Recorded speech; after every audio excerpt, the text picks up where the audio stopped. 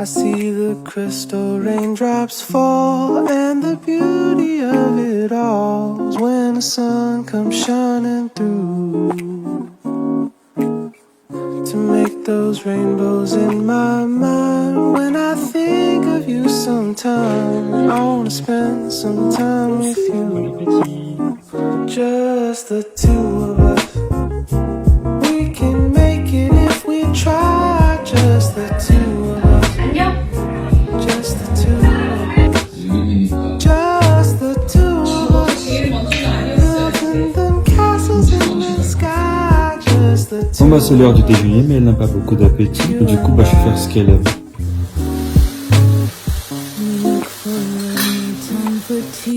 Wasted water's all that is. It don't make no flowers grow. Good things might come to those who wait, not to those who wait too late. We gotta go for all we know, just the two of us. We can make it if we try, just the two of us. Just the two of us. Just the two of us, building castles in the sky. Just the two of us, you and I. Ground cheese, and we take some fruit.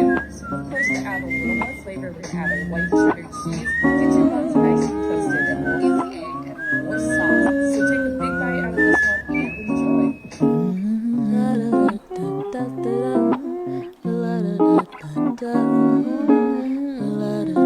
Let's get together, baby.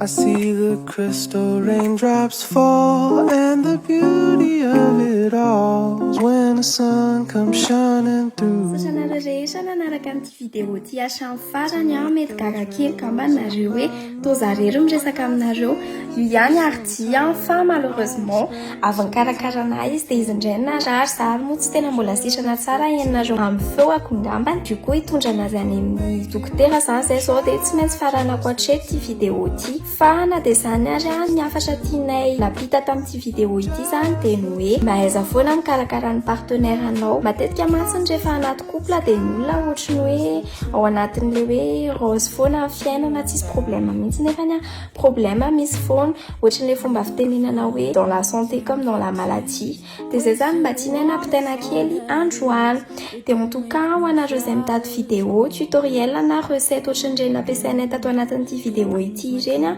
mety hoe anampy anareo amin'ny zavatra mbola tsy hainareo na koa ohatra hoe miova kely amin'ny mahazatra amin'ny lafiny sakafo io no tiako tenenina dia hitanareo eraky ny réseaux sociaux rehetra izy ireny raha ohatra ka Facebook na Instagram na Messenger mety aminareo dia misy ny akama plus ny orange dia misy indray ny akama up ary raha ohatra ka ny réseaux sociaux rehetrarehetra ny tianareo jerena zany hoe Messenger, Facebook, TikTok, Instagram, WhatsApp dia afaka hitanareo amin'ny alalan'ny akama folany orange zany dia zay tsany kely kamban'ity vidéo ty mirary fahasalamana ho anareo izay marary ohatranay dia mirary farany herinandro mahafinaritra be ho antsika rehetra zay bisous be daholo.